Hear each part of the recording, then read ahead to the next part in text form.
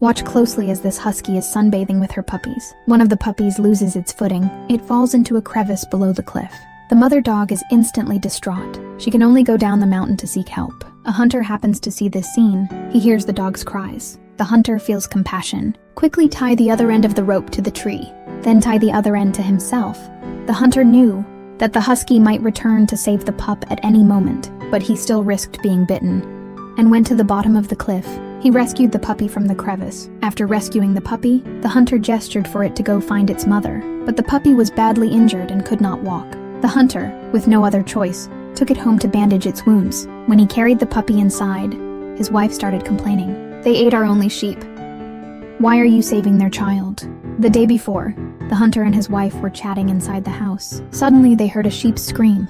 When they ran outside to see, a pack of Siberian huskies were frantically mauling it. Facing the huskies, the hunter did not shoot because he understood that if a wolf turns back, it is either to repay a kindness or seek revenge. Seeing that they were running out of food at home, the hunter had no choice but to take his hunting rifle to the mountain to hunt. That is how the opening scene came about.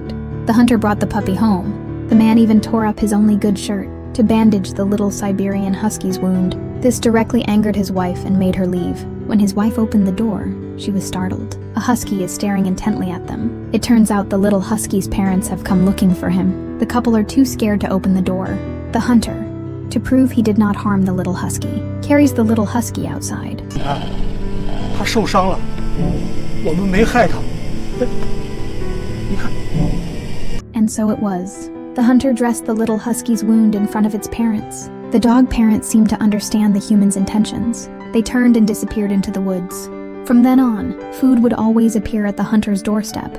Under the hunter's careful care, the little husky quickly recovered its health. That day, the hunter was looking at the clothes his wife had sewn for him. Suddenly, his wife screamed from inside the house. When he rushed inside, he saw a venomous snake on his son's bed. Luckily, the Siberian husky was there. It killed the snake. From then on, his wife also grew fond of the husky. She treated him like her own child and have him stay with their son every day. This would also allow the couple to work with peace of mind. As the little husky gradually grew up, the hunter decided to return him to the mountains, back to his parents. That night, as the couple were about to play cards, a sudden explosion came from outside. It turns out a Japanese plane crashed nearby. 3 Japanese people were forced to come here. A small Siberian husky in the woods was caught by the Japanese. They hung it from a tree, intending to eat it for lunch. A hunter discovered this and tried to stop them, but he was beaten to a pulp by the Japanese. Ultimately, the little husky was cruelly killed. The dog's father happened to see this. It was only a month ago, while hunting in the mountains. The hunter accidentally rescued this little Siberian husky. Because its leg was seriously injured, he took it home to treat it. After its injuries fully healed, the hunter returned it to the mountains. It was reunited with its parents. Unexpectedly, they ran into some Japanese soldiers on the way. That is how the opening scene happened. The hunter, trying to save the little husky, was knocked unconscious by the Japanese soldiers, and the little husky ultimately became their lunch. Just then, the husky's parents attacked. Seeing this, the Japanese soldier picked up his submachine gun and fired wildly.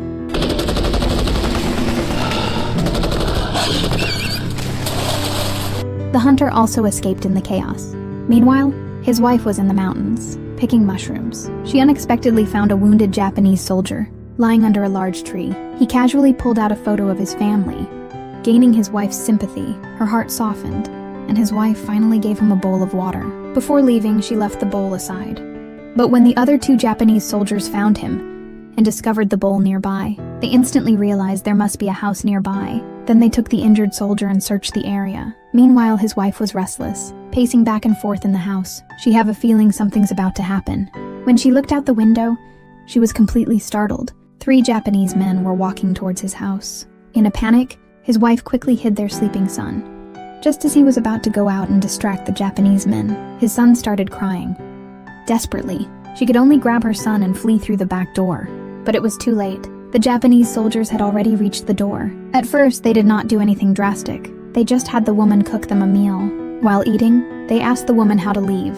Night fell quickly. A Japanese soldier, unable to bear the loneliness, had impure thoughts about a woman. In the struggle, the Japanese soldiers found a tobacco pouch on him. This instantly heightened their alert. They set an ambush in the house. Soon, the hunter arrived outside. As he was about to open the door, a Japanese soldier kicked it open. seizing his wife and threatening the hunter to lead them out of the woods. But the hunter said that to get out of these woods would take at least 3 days.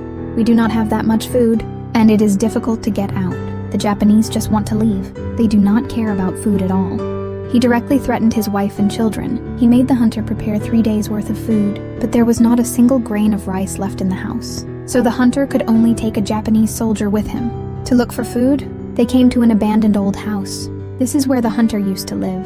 After entering the house, the hunter had the Japanese soldier guard the wolf at the door and went inside to look for food. After a short while, the Japanese soldier heard no more sounds from the hunter, so he went inside to check. The next second,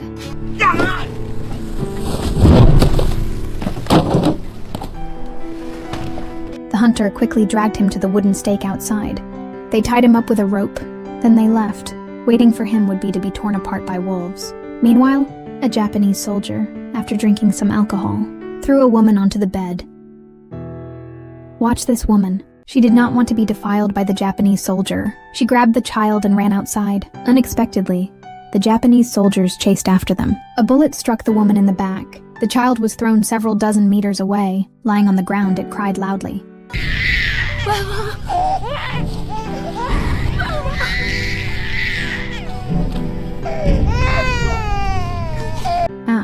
Just as the woman approached the child.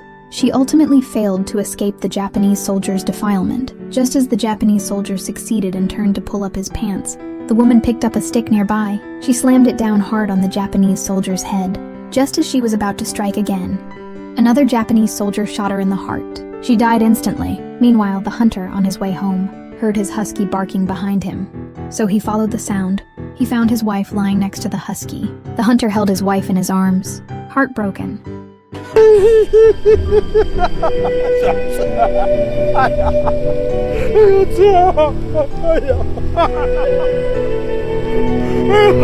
Then he grabbed his hunting rifle and ran back. He was going to avenge his wife. The Japanese soldier was urinating at that moment. The hunter ran over and kicked him. Then he held the gun to the soldier's head. But unexpectedly, another Japanese soldier came out carrying the hunter's son. He threatened the hunter to drop his gun immediately. The hunter was numb by this point. He threw down his gun and ran over, because he knew the Japanese soldier would not dare kill him. Without him, they could not possibly get out of this forest. Having no choice, the Japanese soldiers had to return the child to the hunter. They let the hunter take them out of this forest. Walking through the mountains, the ground was littered with clothes left behind by wolves. The hunter had been leading them through the forest for 3 days and nights. The Japanese soldiers discovered the hunter leading them, spinning around in the woods, so he ran over to get the child back.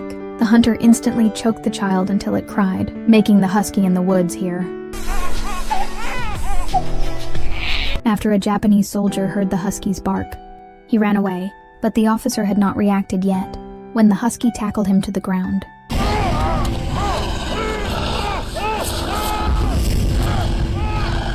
That is it. The officer was torn to pieces by a pack of dogs. The child also fell down the slope in the chaos. The hunter got up and searched for his son, but he was caught by a fleeing Japanese soldier. The soldier threatened him to quickly lead him out of this hellhole.